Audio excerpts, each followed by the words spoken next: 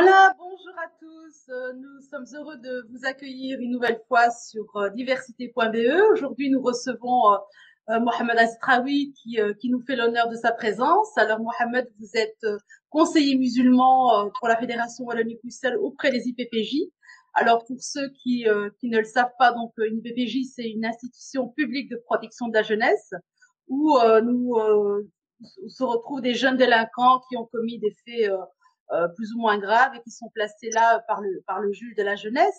Alors vous y êtes, Mohamed, depuis maintenant, je crois, 24 ans. Est-ce que vous pouvez nous expliquer un peu comment vous vous êtes retrouvé conseiller musulman auprès de jeunes qui sont en institution? Merci d'abord, Malika, pour cette invitation. Je suis honoré par votre invitation. Je m'appelle Mohamed Azetraoui, je suis conseiller musulman, comme vous venez de le dire. Ça fait 23 ans et quelques mois. Je n'ai pas encore achevé ma 24e année, mais je l'entame. Oui. Comment je me suis retrouvé parachuté dans cet environnement? En fait, dans ces institutions, il y avait des conseillers moraux, des conseillers catholiques à la base. Et puis, 2 ans avant que je ne commence, il y avait des conseillers laïcs. Moi, je peux le dire avec fierté que j'ai inauguré cette fonction en tant que premier conseiller musulman qui a été parachuté sur le terrain après une formation de 6 mois à l'exécutif des musulmans de Belgique qui venaient de s'entamer, qui venaient de se lancer. À l'époque, j'étais traducteur au HCR en laissant derrière moi une carrière d'une vingtaine d'années dans l'enseignement au Maroc. Je suis tombé à pic avec cette formation. Donc, je l'ai suivi. J'étais sélectionné parmi un groupe de 50 personnes, moi et deux autres femmes qui n'ont pas pu suivre par après. Et voilà, Mhm. donc depuis 24 ans que j'assume cette fonction. Et c'est quoi cette fonction? Donc, le législateur, elle a prévu cette fonction parmi d'autres intervenants auprès des EPPJ, comme vous l'avez expliqué, des institutions publiques de protection de la jeunesse, notre fonction pour une assistance morale. Dans Mhm. notre jargon professionnel, il nous appelle des conseillers philosophiques, entre guillemets. Il avait des conseillers laïcs, conseillers catholiques et conseillers musulmans. L'approche de notre fonction, elle a beaucoup plus de facettes. On est d'abord pour une assistance morale pour ces jeunes. Comme je l'ai dit, le législateur il a prévu ça pour une assistance morale pour les jeunes.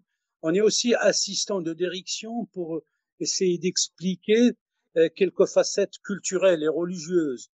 On assiste à des réunions avec l'équipe scientifique de l'institution, des réunions avec les éduques ou bien du groupe d'administration.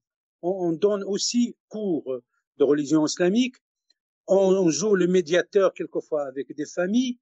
On organise quelques sorties avec les mineurs lors de leur sortie. Le but, en fait, pour préparer ces jeunes à une réinsertion après un placement. Le mineur, il est placé par une décision d'un jeune de la jeunesse suite à une infraction ou un délit. Et Mhm. selon l'infraction ou un délit, il est placé soit dans un centre ouvert ou un centre fermé et la durée change. On peut en parler au Oui, cours de notre justement, avant de développer cet aspect de votre travail, en fait, nous avons en Fédération Wallonie-Bruxelles 6 institutions pour les mineurs, donc 5 pour garçons et une institution pour les filles qui est à Saint-Servais, dans le Namurois. Je pense, si mes souvenirs sont bons, qu'il y en a une à Wattier-Braine, Braine-le-Château, Frépont, Saint-Hubert et Jumet, qui est une institution plutôt ouverte où les jeunes se rendent en classe la journée et reviennent le soir donc logés dans cette institution. Vous, vous êtes plutôt actif, enfin, vous œuvrez surtout à Moutier-Braine et Braine-le-Château. Alors ma question est la suivante. Vous y avez fait votre carrière depuis maintenant plusieurs années. Pouvez-vous nous dire quel est le public, si j'ose dire, de ces institutions? Est-ce que il est divers ou plutôt monoethnique? Comment le définissez-vous? Et comment a-t-il évolué en 20 ans ou en 23 ans? Exact. J'assume cette fonction dans deux entités qui sont juxtaposées en fait, presque sur le même territoire, bien qu'une elle est qualifiée Hautier-Braine, l'autre Braine-le-Château. C'est vrai, deux communes sont juxtaposées et les deux sites sont dans le même domaine. il n'y a qu'un grillage entre les deux. Centre fermé, quand son nom l'indique, les mineurs d'âge et sont enfermés, ils ne peuvent sortir qu'à partir de 8e semaine positive, première sortie. Si le mineur se comporte très très bien, s'il adhère dans le projet institutionnel, s'il n'y a pas de cailloux, s'il n'y a pas de problème intra-institutionnel, on compte les semaines, 8 semaines positives. Mais s'il y a malheureusement un comportement qui va entacher cette réglementation mise sur le terrain, on retarde encore la sortie d'une semaine ou deux. Ça dépend du comportement. Donc il y en a 4 sections. 4 sections. Et la section liée à la capacité maximale de 10 mineurs d'âge dans la section. À Outibren, c'est un centre ouvert, mais il y a une section fermée. Donc il y a une section fermée dans le centre ouvert. C'est un contraste. Alors voilà. C'est bien le juge qui décide qui sera placé en centre ouvert et qui sera placé en centre fermé. C'est la décision du juge de la jeunesse. Selon la gravité aussi. Si un mineur a commis un délit de vol à la tire, etc., et c'est la première fois, on ne va pas le mettre dans un centre fermé, il va le mettre à un centre ouvert, section accueil, la durée est limitée à 15 jours. Quelquefois, l'orientation pour 40 jours, centre d'observation. Mais s'il s'agit d'attaque d'à main armée, braquage et autres, à ce niveau-là, bien sûr, quelquefois, c'est le centre fermé qui attend le mineur d'âge qui a commis cette infraction. Revenons à votre question, c'est des mineurs d'âge multiethniques, on a de tout. Comme on disait c'est un panier de salade, comme disait dans le jargon de policier, mais bien qu'on ne travaille pas directement avec la police, avec on est en contact avec le juge de la jeunesse, il y a un peu de tout, de tous les niveaux. Des jeunes qui ont un parcours scolaire formidable, mais à un certain moment, ils ont chuté dans la délinquance, soit de la drogue, ils ont dealé, ils ont consommé ou ils ont agressé. Comme des mineurs qui n'ont jamais été à l'école, pour les MENA quelquefois. Les MENA, les mineurs non accompagnés. Ça, c'est un autre cas qui n'habitent pas en Belgique normalement, qui sont venus d'une façon illégale, qu'ils commettent des délits, ils sont parachutés chez nous. Il y a des mineurs aussi, lambda, de toutes les cultures, qui ont suivi leur scolarité à un certain niveau, 5e primaire ou première ou deuxième année secondaire professionnelle, et ils ont acheminé vers la délinquance, drogue, petite vol à l'arraché, carjack. Donc, vous pouvez tout à fait nous confirmer qu'en effet, donc dans les centres, les jeunes viennent de divers milieux, qu'il n'y a pas un profil type, mais que tout jeune, tout adolescent peut un jour, disons, plonger dans la délinquance. Mais ce n'est pas un destin tracé. On peut tout à fait passer 2 mois, 4 mois, 6 mois et retrouver ensuite un équilibre et une droiture dans la société. C'est quelque chose que vous avez observé aussi. Vous avez revu des jeunes parfois qui sont passés par les PPJ et qu'aujourd'hui ont une vie tout à fait, je dirais, légale dans le quotidien. Exactement. J'ai eu l'occasion de croiser sur mon chemin des mineurs que nous avions au sein de nos institutions respectives. C'est vrai, c'est un carrefour. Quelquefois, il peut remettre en question, ou le mineur se remettre en question, et en même temps, quelquefois, il faut aussi aggraver sa situation. Ça, il faut le dire aussi. Quand je visitais la prison de Saint-Gilles-de-Forêt bénévolement, fin des années 90 et début des années 20, il m'est arrivé, hélas, de croiser sur mon chemin des mineurs qui ont été dessaisis. Et Dieu sait combien je leur ai parlé de ces destins qui les attendaient s'ils ne se remettaient pas en question. Ceci dit, il y a d'autres mineurs qui ont retracé leur chemin, qu'ils ont compris et n'ont pas récidivé. Oui, d'accord, on ne peut pas condamner que celui qui vient ici, ça y est, c'est foutu. Au contraire, on ne peut pas dire que, comme tu l'as insinué, qu'il s'agit de familles bien déterminées. Il y a un peu de tout. Il y a même des gens bien placés et leur fils unique a dérapé quelque part. Donc, personne n'est à l'abri. Personne n'est à l'abri. Personne, on peut dire, on ne peut pas dire préalablement cette jeunesse, ces mineurs-là sont destinés à telle ou telle fonction. Dieu merci, même dans les quartiers les plus défavorisés, on trouve des jeunes qui sont allés loin dans leurs études, qui sont universitaires, qui sont avocats, médecins ou autres. Oui, c'est vrai que la majorité des cas viennent des quartiers un peu défavorisés. Les mineurs, ils veulent s'accaparer d'une somme d'argent très importante pour essayer de Rapidement, oui. avec des marques pour se confirmer dans l'entourage, parmi sa bande. Voilà. Alors, vous parliez tout à l'heure très vite des jeunes qui sont dessaisis. Je pense qu'il faut peut-être expliquer un peu pour les gens qui ne sont pas habitués à ce genre de vocabulaire. Donc, les dessaisies sont des jeunes dont le juge de la jeunesse s'est dessaisi du dossier parce que les faits sont considérés comme trop graves pour être jugés par un juge de mineurs. Donc, ils sont jugés soit en correctionnel, soit par un juge des assises. Et en Belgique, nous avons un centre de dessaisie qui est à Saint-Hubert, donc qui est un centre qui est un peu pilote. Est-ce que vous pouvez nous en dire un peu plus? Est-ce que ce projet pilote qui prend maintenant, je crois qu'on arrive au terme, puisque c'était un projet de 5 ans, où donc des jeunes mineurs ou de jeunes adultes se retrouvent dans ce centre qui est un peu, je dirais, la même ambiance qu'une IPPJ, c'est pas une prison. Mais est-ce que vous pouvez nous dire si aujourd'hui ce projet pilote est concluant ou pas? Je parle de Saint-Hubert. D'accord. J'ai visité Saint-Hubert à 2 ou 3 reprises quand il n'y avait pas de conseil musulman. Maintenant, il y a un conseil qui vient d'être désigné, mais il y a 2 volets à Saint-Hubert. Il y a un volet similaire aux autres, à Bray-le-Château, au Tibraine, Trépan, au Saint-Servais pour les filles, mais il y a un autre volet pour les dessaisies. Le dessaisissement, c'est quand un juge, comme vous l'avez dit, de jeunesse, il juge que c'est très grave ce que le mineur a commis, il va se dessaisir de ce dossier-là à partir de 16 ans.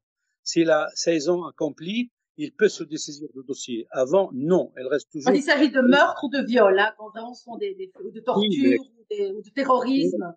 Oui, ou utilisation d'armes à feu, récidive. C'est pas forcément que ça passe par meurtre ou viol. Il y en a qui ont récidivé dans des attaques de pharmacie en utilisant des armes à feu, couteaux, etc. Ce sont des faits graves quand même. Ça, quelquefois, il se dit à partir de 16 ans. Mais le mineur, il est mineur juridiquement jusqu'à 18 ans. Donc, le juge, il peut se dessaisir. Quant au projet donc mis en place par la Fédération de Bruxelles, je crois que je suis mal placé pour dire quel sera son avenir. Est-ce qu'elle a répondu au pas à l'objectif initial pour lequel elle a été mise sur place? Je ne peux pas m'immiscer, donc je ne vais pas mettre la casquette qui est trop large pour ma tête. Donc il faut revenir aux décideurs, à la Fédération de Bruxelles. C'est à eux d'évaluer cette institution. Comme je vous l'ai dit, moi je l'ai visité à 2 ou 3 reprises, mais je trouve que le projet roule sur de bons rails. Ça revient à la Fédération Wallonie-Bruxelles d'évaluer son travail. Est-ce que ça va continuer ou pas? Alors, M. Traoui, on va peut-être revenir directement sur votre travail en tant que conseiller musulman.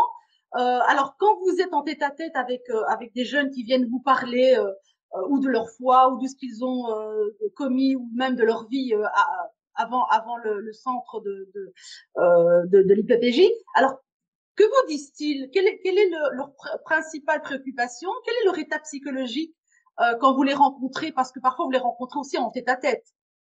Oui, c'est certain, parce que nous sommes tenus à faire des séances individuelles. Et il le faut, l'individualisation, parce que même si on veut entamer une discussion avec un groupe, comme je vous ai dit, c'est un groupe hétérogène. Il y en a qui parlent français, il y en a d'autres qui ne le parlent pas. Quand je parle des musulmans issus de la communauté arabophone ou amazirophone, il faut leur parler leur langue maternelle.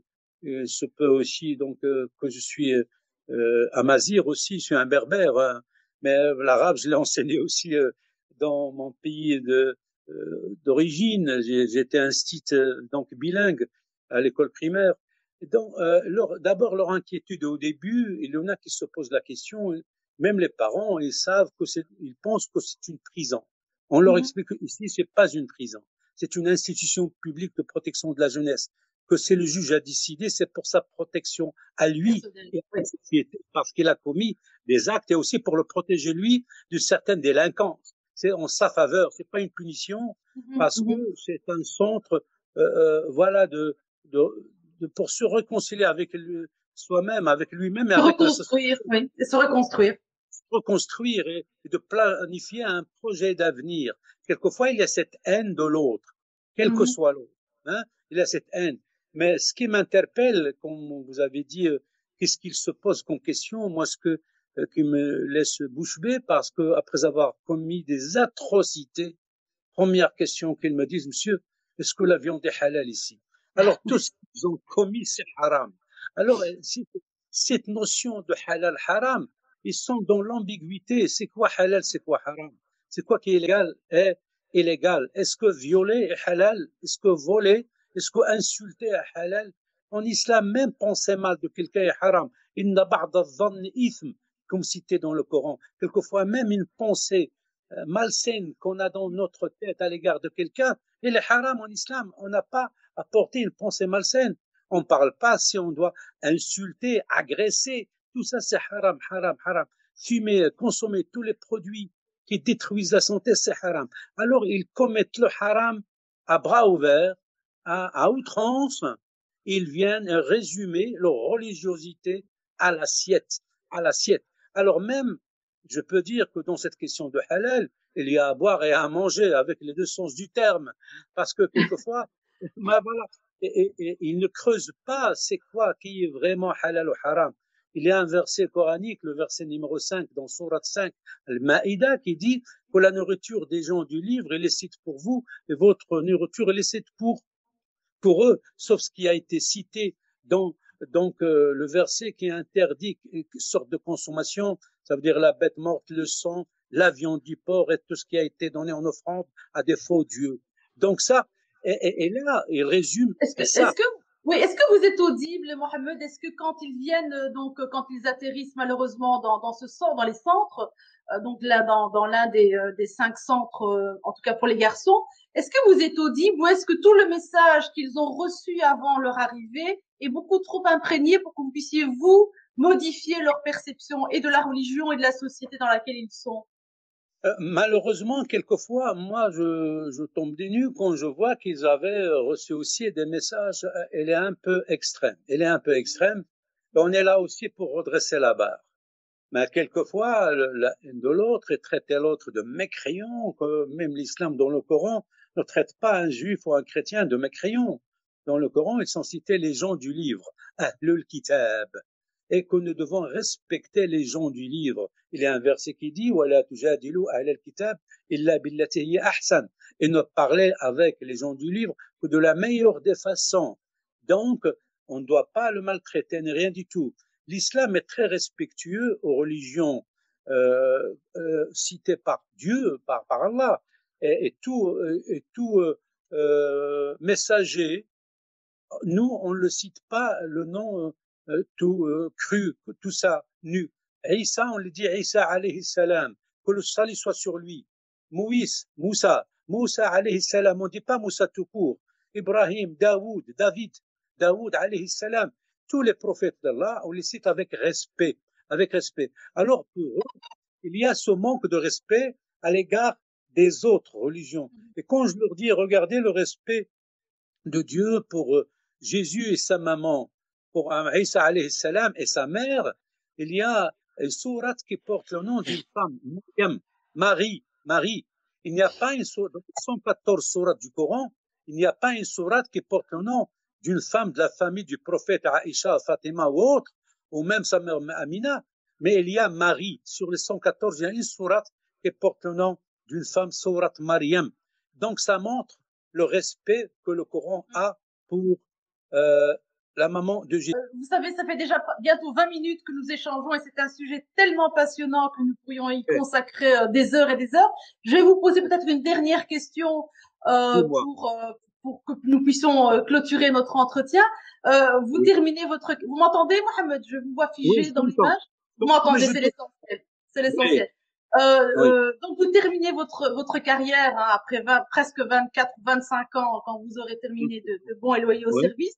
Est-ce que vous quittez les IPPJ, vous quittez avec l'idée d'une mission accomplie ou vous êtes quand même amer malgré tout parce que vous réalisez que rien ne change réellement et que nos jeunes, malheureusement, sont toujours très influencés et très voilà, très et amenés très souvent à parfois revenir, parce que c'est ce qui est aussi le grand reproche, c'est que ce sont des multirécidivistes et que un seul passage ne suffit pas, ils reviennent très souvent 2 ou 3 fois dans les centres. Est-ce que vous quittez votre fonction plutôt satisfait? Ben oui, moi je suis resté fidèle au profil de la fonction que je traçais aussi, parce qu'il n'y avait pas quelqu'un avant moi pour me dire voici le profil de la fonction. Je l'ai élaboré avec la Fédération de Bruxelles et je peux dire que je suis resté fidèle à ce profil et je suis content du service rendu. Mais de là à dire je suis satisfait, malheureusement non, parce que il n'y a pas un suivi post-institutionnel en ce qui concerne notre fonction. Le mineur, quand il nous échappe des doigts, on ne sait pas, de notre regard, on ne sait pas ce qu'il va faire. Il y a une équipe API, accompagnement post-institutionnel, par rapport aux éducateurs, mais pas par rapport à notre fonction. Mais je suis satisfait de mon intervention, je peux le dire avec fierté. Mais je resterai toujours fidèle à cette fonction et je l'ai dit à mes collègues, même à la retraite, s'ils ont besoin, je reviendrai. Et j'ai parlé même avec mes collègues dans d'autres institutions. Est-ce qu'on va envisager d'une association qui pourra prendre le suivi de ce mineur qui quitte les EPPJ, par exemple, ou bien ceux qui étaient endoctrinés, qui étaient voués à participer avec les djihadistes au Moyen-Orient. Et ça, on a eu, malheureusement, on n'a pas eu assez de temps pour évoquer aussi ce volet-là de notre intervention. Beaucoup de jeunes qui étaient vraiment orientés vers cette action de djihadisme. On aura peut-être l'occasion une autre fois d'en débattre avec vous. Eh bien, écoutez, avec un très grand plaisir, Mohamed. En tout cas, nous vous félicitons pour votre carrière, pour votre parcours, pour votre implication auprès de notre jeunesse. Et partie remise, nous essaierons de réorganiser à l'avenir une réunion pour évoquer pour évoquer les institutions. Merci beaucoup, Mohamed. Merci à vous et merci à Hassan Bousta, notre ami. Ça fait longtemps que j'ai envie de discuter avec lui aussi. C'est très gentil à vous. Allez, Inch'Allah. À bientôt. Au revoir. Au revoir.